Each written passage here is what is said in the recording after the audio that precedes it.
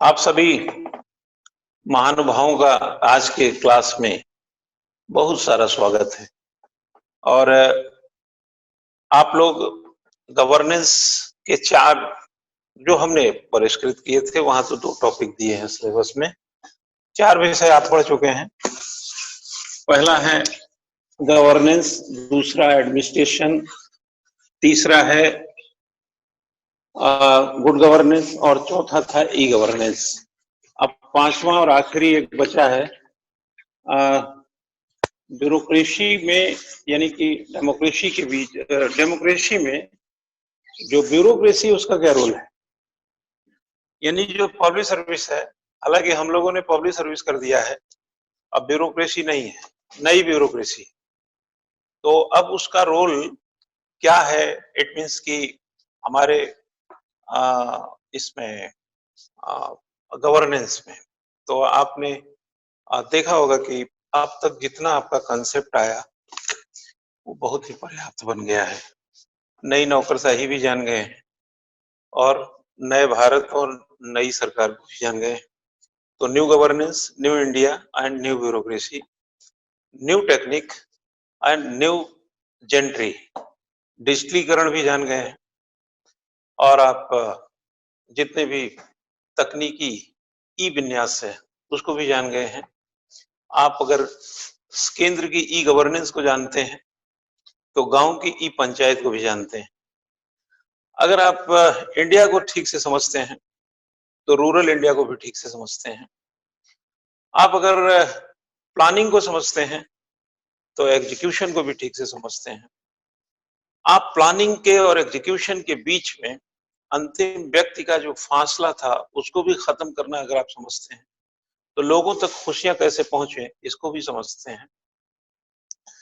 अगर आप नैतिक रूप से सबल हैं, दयावान हैं, गरीबों के प्रति, मजदूरों के प्रति, किसानों के प्रति या अभावग्रस्त लोगों के प्रति आपके अंदर एक अच्छी भावना है, तो उसका भी आपका परिप्रेक्ष्य जो है समझ चुके हैं। तो कुल मिलाकर जो दृष्टिकोण है और जो संदर्भ है वो ये है कि जितना भी एक इंटीग्रल अप्रोच है गवर्नेंस एंड एडमिनिस्ट्रेशन के बीच, एंड पब्लिक से जो एक कंजक्शन बनता है जिसको बोलते हैं ना वो जंक्शन, जब ट्रेनें कई आती हैं, कई जगह से पटरियां मिलती हैं तो वो जंक्शन हो जाता है। तो ऐसे ही गवर्नेंस का जंक्शन है, ई गवर्नेंस का है, एडमिनिस्ट्रेशन का है, प्राइवेट एडमिनिस्ट्रेशन का है, पीपीपी का भी है।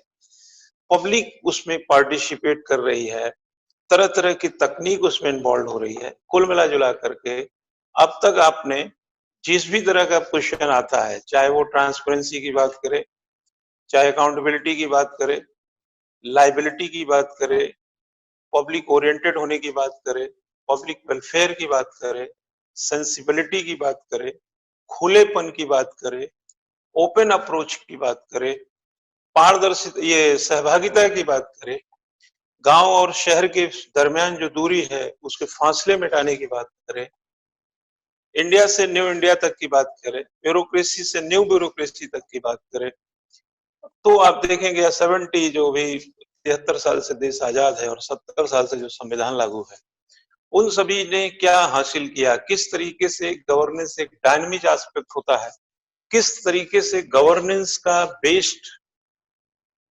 जीस्ट इंडियन कॉन्स्टिट्यूशन है, किस तरीके से डेमोक्रेसी में ये गवर्नेंस अपना वो भाव दिखाता है जो अंतिम व्यक्ति तक, चाहे ग्राम स्वशासन की बात हो, ग्राम स्वराज की बात हो, अमीर की बात हो या गरीब की बात हो, इस कोने से बात हो, उस कोने से बात हो, कहीं की भी बात हो, वो बात हो जा रही है। तो कुल मिला जुलाकर कहने का तात्पर्य है कि जो अब तक आपके अंदर एक ब्रीफ गया है वो बहुत ही अनुकूल गया है। आपके अंदर की जो भावनाएं अब एक एक सेकंड पेपर में या जहां पर जिसके यहाँ जिस भी पेपर में है, उत्तराखंड में तो 7वें पेपर में है, उत्तर प्रदेश में 4थे पेपर में है और आईएएस में 4थे पेपर में है, और भी जगह किसी जगह पर ये व्याप्त होगा। तो जहां पर भी जिस भी पेपर में जिस भी तरह से है ये वो रहने दीजिए, बट जो जानना चाहिए वो आप जान चुके हैं। और आपने जो एक लिबरल अप्रोच लिया, एक कंसिस्टेंसी ली, गवर्नेंस को समझने का जो आपने इतने 16 अप्रैल से अब तक जो काम किया, वो सभी मिला जुला करके एक टू वे बन गया। जितना मैं समझा पाया उतना नहीं पहुंचा होगा, लेकिन मैं दावे से कहता हूं कि जितना मैं समझाया उतनी की जरूरत भी नहीं है। क्यों? किताब में कितनी बातें लिखी हैं, उतनी बातें तो एग्जाम में लिखनी नहीं होती है। तो लेकिन किताब में से कौन सी बात लिखनी है, ये तो क्वेश्चन ही डिसाइड करेगा। तो कुल मिलाकर अप्रोच बनना चाहिए, दृष्टिकोण साफ होना चाहिए, विषय की समझ होनी चाहिए, और सबसे बड़ी बात है विषय को बताना आना चाहिए। अगर आपने स्टोर कर लिया, देखे होंगे बैंक भी लोन, बैंक दर सस्ते करते हैं, जब रेपो दर गिरता है इंटरेस्ट रेट गिराते हैं, और फिर कहते हैं गाड़ियों पर इतना हो गया, घर बनाने के लिए इतना हो गया। बैंक भी पैसा जमा करके क्या करेगा? बैंक पैसा जमा करने के लिए नहीं, जमा पैसा को भी बाहर निकालने के लिए भी। आप सिर्फ ज्ञान इकट्ठा करने के लिए नहीं है, इकट्ठा ज्ञान को भी बाहर निकालने के लिए।